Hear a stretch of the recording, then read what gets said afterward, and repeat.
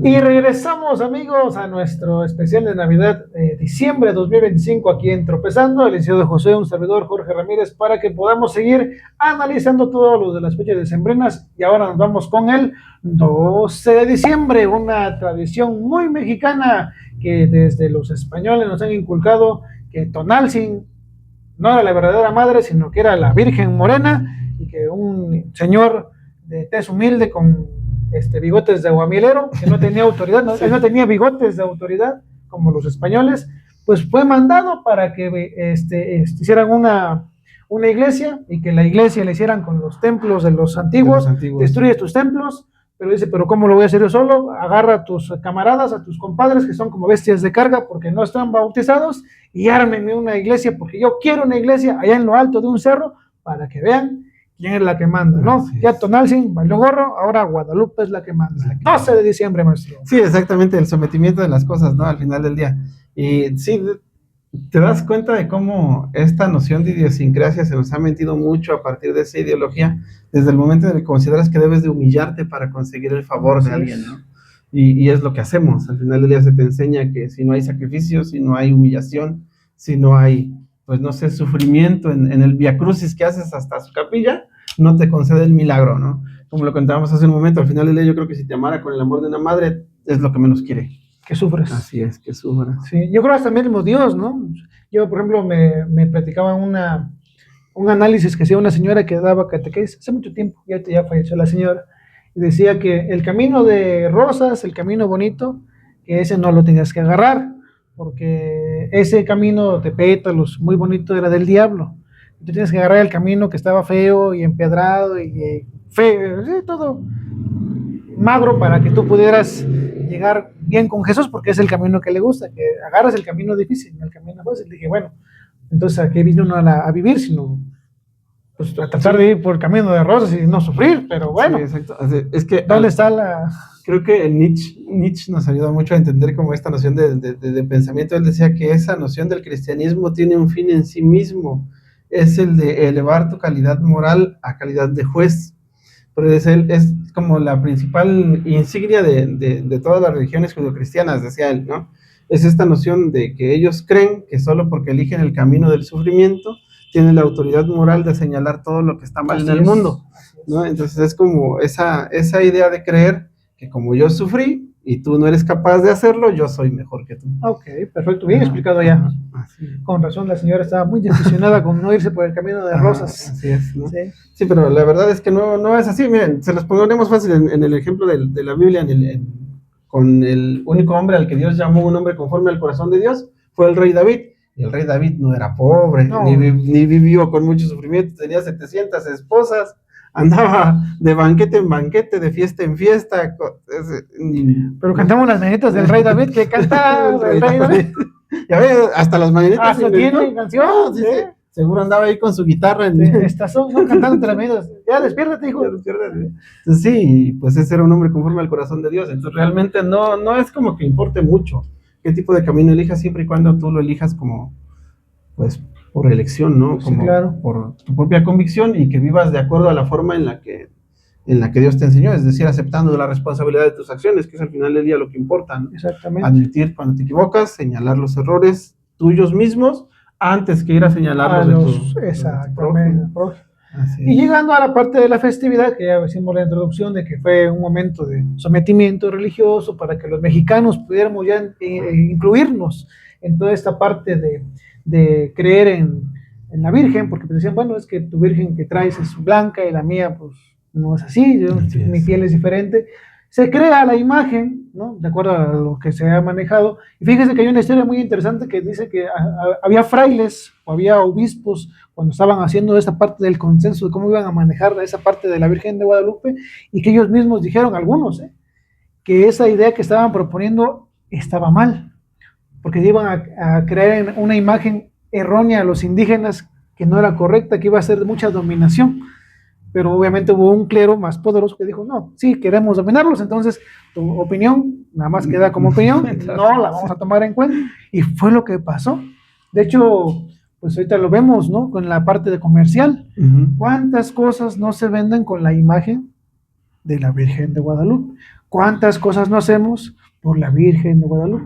¿Y cuántas cosas no le pedimos a la Virgen de Guadalupe el día 2? Tanto que hasta aquí en Huajuapan, saludos a toda la gente en Europa, en Nigeria, en Nueva Zelanda, aquí estamos en Huajuapan de León, Oaxaca, hay un barrio que se llama Guadalupe y desde el 1 de diciembre al 12 de diciembre, en ese periodo, hay un docenario, hay una fiesta de baile, de misas, de que llevan flores y todo, bueno, aquí en Huajuapan, pero en México es la fiesta un poquito más grande. Mucha gente de todo el país aquí en México llega y se concentra en la Basílica de Guadalupe. Sí, hacen lo que aquí conocemos como peregrinaciones, ¿no? Se van, pues en los caminos, se van juntando hasta que llegan en diferentes formas, ¿no? Sí. Caminando, en bici, con carros, en caravanas. En caravanas, entonces es una fiesta muy grande. Bueno, esta parte de la creencia. Lo que ya no estamos, y creo que esa parte coincidimos en un momento, por eso hicimos el especial, lo que no coincidimos es en las formas, en cómo llegan los peregrinos, hay todo lo que pasa durante el recorrido. Primer momento, la basura. Así es. Cada que hay una fiesta, y más para nuestra Virgen, eran los católicos, el basurero que se deja en las carreteras, tanto al lugar donde llegan, es demasiado. Yo leía unos comentarios que decían, no, es que la gente que viaja, dice, a la Ciudad de México, defeca, está todo lleno de orines, de popó en la calle. Es que, contesta otra señora, es que no ponen suficientes baños, pero es que no es obligación de la gente poner suficientes baños. Uno como persona razonable, hasta donde yo quiero pensar, busca el espacio donde hacer sus necesidades o donde echar su basura, pero pues van comiendo, van tomando agua y el bote, sí. ¿No? Tenemos lo bueno que los mexicanos rompimos la parte de la esclavitud, ¿no? O sea, tenemos esclavos más pequeños, que son los amigos que hacen la higiene, los amigos de la basura, ¿no? Los del aseo, ellos son nuestros esclavos, entonces vamos a darles chamba, ¿no? Exacto, ¿no? Pues que hagan algo para que no tengan malos pensamientos. Exactamente, ¿no? Sí, es cierto, y eso también es muy cierto, ¿no? Todo el camino se va llenando, pues, tanto de basura de alimentos, como de la misma propaganda que hacen ellos para la peregrinación, de plásticos, de un montón de fiestón y cosas que van dejando en el camino, también los cohetes, ¿no? Y sí, eso sí es cierto, no sé por qué tenemos como esa mala costumbre de, pues, como animalitos, ¿no? Sí. Donde cayó la necesidad ahí, vamos y hacemos las necesidades, sí. Y no nos importa si se limpia o no nos importa a quién afectamos o a quiénes no, sí. Y sí es como un poquito contradictorio si no lo analizamos, ¿no? Se supone que estamos buscando un beneficio social a partir de la religión y lo único que conseguimos es terminar perjudicando al prójimo, ¿no? En ese sentido sí está mal, ¿no? También lo que pasó en esta última semana cuando fue lo de la Virgen de Guadalupe, cuando llegaron allá, tenían una estación de descanso de mascotas porque muchas personas llevaron en peregrinación a sus mascotas y pues esos animalitos no aguantaron, ¿no? Entonces muchos murieron en el trayecto, muchos se quedaron ahí en el descanso y en las zonas en las que tenían para descanso los dejaron abandonados porque jamás regresaron por ellos, ¿no? Entonces no sé si... Una fecha de abandono de animalitos y más de perritos, ¿no? Muchos perritos, ¿no? Sí. Y pues yo creo que también eso termina pasando mucho con otras personas, no sé si yo he tenido muy malas experiencias con esto al respecto de las personas que me han contado que van, ¿no?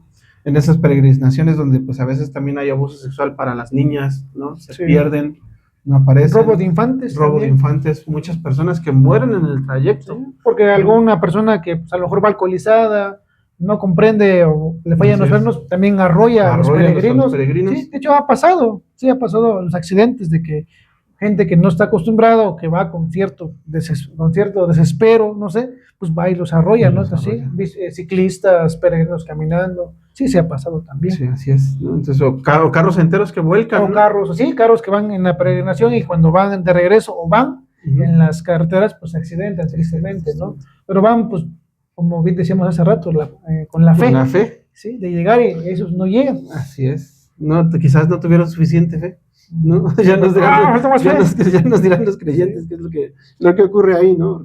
Van con mala fe. Sí, a lo mejor, ¿no? Sí, van con mala fe. Iban a robarse algo, yo creo. ¿Cómo sabe nuestra deidad quién sí tiene fe y quién no tiene? ¿Qué criterios determina para estas cosas, no? El ladrón que le reza a la Virgen de Guadalupe para hacer su asalto y sale victorioso, él tenía más fe que alguien que quería vivir el día de hoy. ¿O cómo funciona eso? Que alguien que es más conocedor de esto nos explique, ¿no? Porque sí, exactamente. Pues yo creo que una persona de la iglesia, y a quien mencionamos ahorita, pues va a decir que pues tuvo más fe, ¿no? aunque fue incorrecto lo que hizo, ¿no? De ir a quitarle su bien o una propiedad a cierta persona de manera violenta. O se persinó doble vez, a lo mejor yo siento que son las persinadas y las pedidas, porque tú sales de tu casa y te persinas una vez, pero el ratero se persina una y dos para, entonces, tres, ¿no? Tres, entonces yo creo que eso es lo que va determinando si te va a ir bien o te va a ir mal. Por ejemplo, el de la combi, el de hace tiempo, el de la pandemia, no se persinó, por eso ese le tocó sí, no se persinó. Sí, quizás sea eso, ¿no? Sí. Tiene usted razón, puede ser eso. No, sí. Dependiendo cuántas personas te hagas frente a la imagen de la Virgen de Guadalupe, va a ser la proporción en la cual tú logres tus objetivos. objetivos, ¿no? Si fue poco y el que te tocó te personó 5 veces, te chingaste así, dile de eso a tus cosas porque te lo va a quitar. Te las va a quitar, sí, a fuerza. También los que lucran con la fe, ¿no? También los vendedores que terminan haciendo de la fe negocio, incluso los mismos sacerdotes que elevan sus cuotas en ese periodo, a pesar de que el Papa Francisco ya había dicho que las misas no se cobraban, se siguen cobrando, ¿no? Sí. Pero decía una persona ahí, es que la iglesia tiene necesidades. A ver. Perfecto, como cualquier otra institución tiene necesidades, una escuela, un municipio, un parque, una casa, ya, una biblioteca. Pero da la casualidad que las iglesias no pagan impuestos. Así es. Yo no sé cuál sería esa cuestión de estar justificando todo el tiempo que la iglesia requiere si la iglesia no paga impuestos. Así es. Sí, de hecho están protegidas por ley, ¿no? La ley de libertad de culto les permite a ellos formar asociaciones religiosas que les permitan no pagar ni luz, ni agua, ni predial, ni ninguna clase de impuesto relacionado con los templos que están registrados en esa asociación religiosa. Entonces sí es como tedioso saber también eso, ¿no? Y dependen mucho también de grandes donativos porque, no sé, yo siento que, para empezar, el Vaticano es uno de los países más ricos del mundo. Sí, es un país, mundo, para que sepan, no es una ciudad, es un país ya como tal. Entonces, en ese sentido, yo creo que pues no les cuesta nada reparar las iglesias que se dañan, ¿no? O esas cositas, oye, tengo. En lugar de invertir en el papamóvil blindado, con eso pueden construir o restaurar muchas iglesias que están cayéndose en algunas zonas de Latinoamérica, pero dependen mucho de los donativos de los demás. Muchas iglesias después del sismo del 2017, bueno, no se han restaurado porque no han alcanzado los donativos suficientes. Exactamente. Entonces sí es como a lo mejor están esperando otra vez que vayamos a derribar más pirámides y a construir otros templos. Vamos a acabar con el Cerro de las Minas para acabar de construir aquí las iglesias que hacen falta. Sí. Entonces sí es como también un poquito contradictorio de parte de los líderes, ¿no? Sí. Lo que se está haciendo.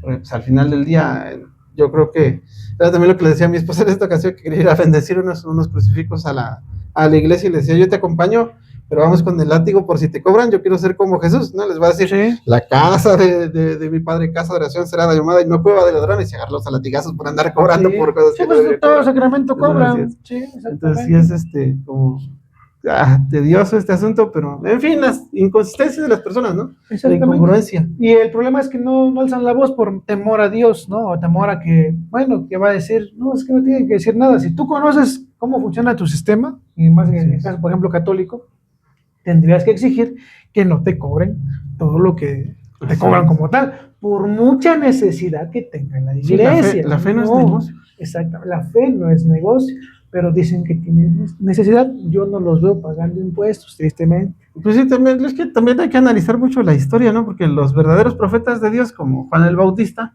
vivían en el desierto, sin casa. Era un Diógenes cualquiera. Sí, ese era un Diógenes de ese periodo. Sí, cualquiera. No, y nada más ahí, con lo que caía, con lo que Dios le daba, y de eso vivía, pues así vive la gente de fe, ¿no? Al final del día, que el mismo Dios le dijo, si me vas a seguir, no vas a llevar ni siquiera un cambio de ropa, pues con lo que tienes puesto, con eso te vas y con eso vas conmigo, yo proveeré. Y todavía previamente a eso había filósofos griegos, por ejemplo, una filósofa Hiparquía, que de ella te comentaba o hacía el análisis de que no era necesario tener tantos lujos como Juan el Bautista. Yo creo que también toman ciertas partes de la filosofía ahí, y que con lo que tengas necesario, tu cambio de ropa, 1 o 2, y tengas tu comida del diario, es suficiente, no tener tantos lujos. Eso eran los griegos, imagínense, ¿no? Antes de que llegara Jesús con toda esta parte del amor y paz. Yo creo que le copió mucho a estos filósofos griegos, porque muchas de sus doctrinas también se parecían mucho. De hecho, no creo tanto, porque yo estaba viendo apenas un pequeño resumen, ya había leído, pero me gustó la parte de la animación que hicieron sobre Dante, la Divina Comedia, Y dice que en uno de los limbos se encuentran los filósofos griegos, Sócrates, Aristóteles, porque dice que ellos negaban la existencia de Dios, entonces como por castigo están ahí, por no creer en Dios. Ajá, entonces... Entonces también sería como contradictorio, ¿no? Porque sí. alguien, es que es como difícil. ¿Y cómo saber que Dios es el correcto? Exactamente. Como decía, ¿qué tal te pasa? Como dice Franco Escamilla, no te mueres y llegas allá y Dios, yo te recé tanto no, a ti, que no pues es que no era ahí, no era Quetzalcóatl, o era Buda, o era te equivocaste de Dios, ¿no? Exactamente. Está como complicado. Es complicado, pero al final de cuentas, el término que manejamos al principio, la fe es lo que está moviendo esa parte, ¿no? De analizar qué estás haciendo bien y qué estás haciendo mal. Así es. ¿no? Pero bueno, regresando a lo que estamos haciendo mal, ya analizamos que el abandono de mascotas, así entonces, es, la basura, la parte de que la pirotecnia. La pirotecnia es 12 días se queman cohetes, el último día hay castillo. Pues yo no sé con qué afán lo hacen, pero de verdad es necesario quemarlos a las 4 de la mañana. O sea, desde las 4, sí. Como que ¿por qué? ¿No? Sí. ¿Hay alguna ley de ellos que digan, si no se quema a las 4 de la mañana, no te va a hacer caso la Virgen? Sí. ¿O hay como algo que diga eso? Tienes que despertar a tus vecinos, porque si no, esto no va a funcionar. No estás en paz. como que ¿por qué? ¿No? Sí, claro. No, y ya analizábamos, ¿no? Que es un gasto demasiado grande. Yo, por ejemplo, analizo que apenas en Santiago, Guajolotitlán, una fiesta muy grande aquí en Guajuapan, cambiaron el estilo de quemar, bueno, creo que sí hubo castillos por parte de otras familias, pero los mayordomos principales de esta festividad ya no ocuparon castillo, ocuparon drones. Exacto. Para hacer figuras. Él comentaba, el mayordomo, le mandamos un saludo, que salía lo mismo gastar en armar el castillo que lo que él invirtió en lo de los drones. Dice que salió casi igual. Hicieron las mismas figuras, te hacen lo que ellos y contaminas menos. Así es. Hay menos ruido, el show es diferente, pero bueno, son cuestiones de visión que hay. Vamos a ver si este año vuelven a repetir o otra vez regresan como antes, ¿no? A la tradición. Y hace un año no hubo castillo. Esta vez sí va a haber, ¿no? A la añoranza de que tiene que haber castillo. Exacto. Tiene que haber pólvora en el cielo para que contamine más. Para que al otro día amanezcas con tu nariz toda congestionada y tus ojos todos hinchados de tanto humo, ¿no? Exactamente. Sí, es complicado. Y llegando también todavía a lo del 12 de diciembre, la parte de los sacrificios. Bien lo dijo el maestro Josué, a ninguna madre le gusta que sus hijos sufran. Entonces, ¿por qué la necesidad de ir desde que llegas arrodillándote hasta que llegas ante ella, marcándote ahí, pegándote, hasta los mismos niños que tienes como hijos? Hijo, así es lo correcto, órale, vámonos de rodillas, ¿no? Y acabas con tus rodillas todas deshechas. Así es. ¿Sí? Dirán, tú no lo haces, ¿para qué hablas? Por eso no lo hago, porque no le veo ningún fin, ¿no? Porque una madre quiere que los hijos sufran, y no solamente lo digo yo, lo han dicho muchas personas, hasta un comediante Cantinflas, cuando hizo la mofa de los curas en la del Padrecito, hace esa reflexión. ¿Por qué quiere que una madre sufra esos castigos que se hacen de rodillas ante la Virgen? Hasta él no le veía sentido, y lo seguimos. O sea, eso lo dijo en los años 60 cuando hizo esa película, y todavía lo seguimos replicando, imaginas. Es que muchas veces también lo cuestionamos, y le decía, yo creo que esto tiene que ver, está directamente instaurado como con esa noción de la idiosincrasia, ¿no? Porque es algo también bien común en los mexicanos. Sí. Creemos que te pega porque te quiere, sí. Te hace sufrir porque te quiere, ¿no? Sí. Si no te hace sufrir, no te ama lo suficiente. No es matrimonio real. Así es, ¿no? Sí. ¿Por qué le pegas a tus hijos? Porque los amas, dices. Sí. ¿No? Entonces sí. Me dolió más a mí que a ti. Esto me va a doler más a mí que a ti, decimos, ¿no? Entonces, de verdad se nos hace creer, se nos inculca mucho esa idea de que tenemos que sufrir para conseguir las cosas. Pero eso en el mundo no es del todo cierto. Yo creo que vivir de esa forma también es lo que genera tanta amargura dentro de tu propio corazón, porque por eso sales al mundo y se te hace una cosa tan injusta, porque ves que un montón de personas que no han sufrido, lo tienen todo, hace lo que quiere, hace lo que se le antoja, sin consecuencias, mientras que los otros que se apegan al camino del sufrimiento, pues nunca consiguen nada, ¿no? Así es. Y te frustras. Sí, pero pues no te das cuenta de que ese sufrimiento que tú estás imponiéndote a ti mismo es también lo que la élite quiere para que no te subleves, ¿no? Así es. No pero en fin, ojalá algún día podamos romper, ¿no? Ese paradigma de que pues no hay que llegar con el sufrimiento a la gloria de Dios, sino que pues hay que disfrutar la vida.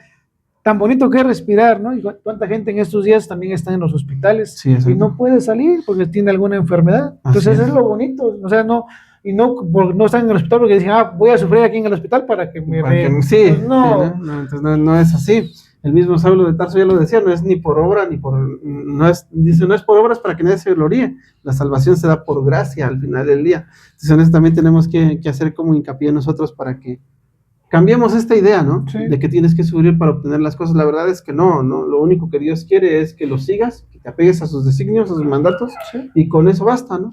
Entonces, ¿y cuáles son sus mandatos? 2 básicos, te decía él desde el principio: amarás al Señor tu Dios sobre todas las cosas y a tu prójimo como a ti mismo. El problema está en que a veces cumplimos mal el segundo mandamiento, sí, lo amamos como nosotros mismos, pero a nosotros mismos nos odiamos y sí, voy a odiar al otro. Sí. Entonces yo creo que hay que empezar por eso, ¿no? Recuérdate, antes de elegir latigarte o flagelarte con tus varas de espinas o ir de rodillas hasta un templo, recuerda que tu cuerpo es el templo del Señor. Si no lo cuidas tú, pues entonces no estás honrando lo que Él te dio, ¿no?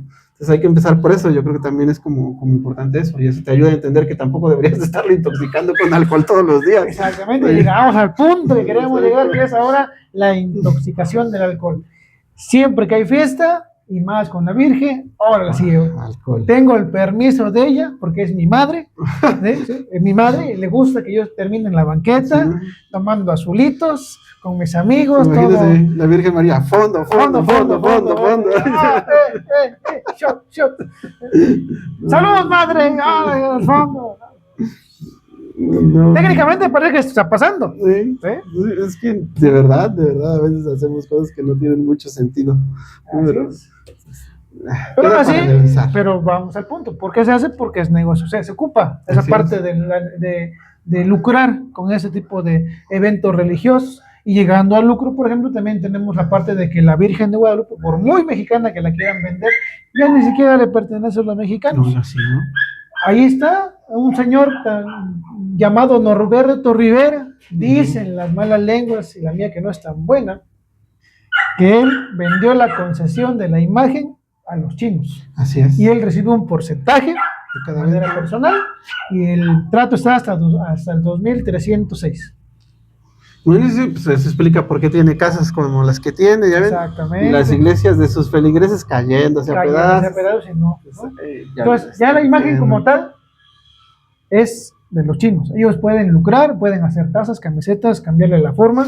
Hablando de Norberto Rivera, profe, ¿usted qué opina de esta noción de que de nuevo la religión quiere inmiscuirse en la política? Juárez ha de estar revolcándose en su tumba cuando tenemos sacerdotes que dan opiniones políticas. Pues Norberto Rivera, sí, que es muy allegado a los diputados. Sí, pues el amigo de Felipe Calderón, expresidente de México. Él tenía mucha opinión sobre esa parte. Para mí es una cuestión muy, pero muy mala, que es como si yo, por ejemplo, siendo político, dijera no va a haber misa tales días, ¿no? O cambia esto y por esto, pues no.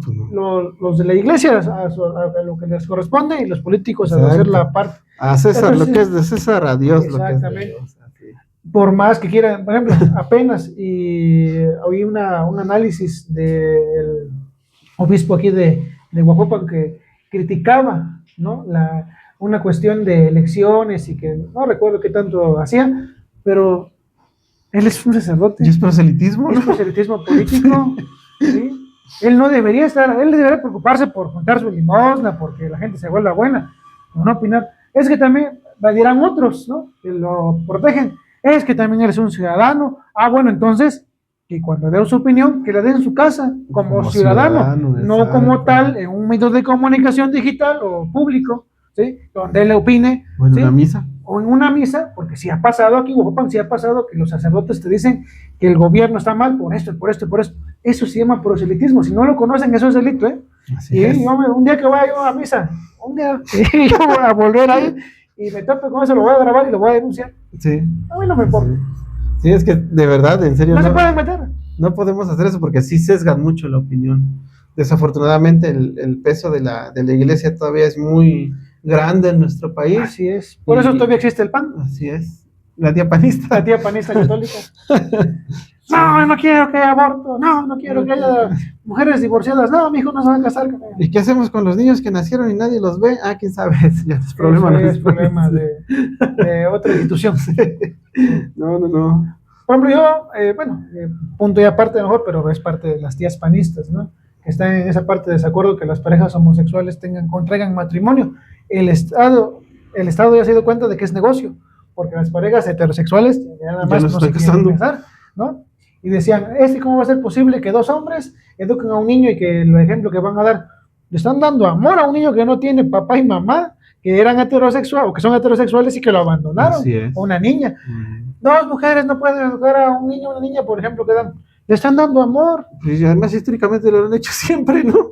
Las mujeres son las que se encargan del cuidado de los niños en nuestro país, los hombres ni se meten, ¿no? Entonces sí, es como, le digo, mucha contradicción en ese, aparte de que me parece que por ahí por la Edad Media, sí había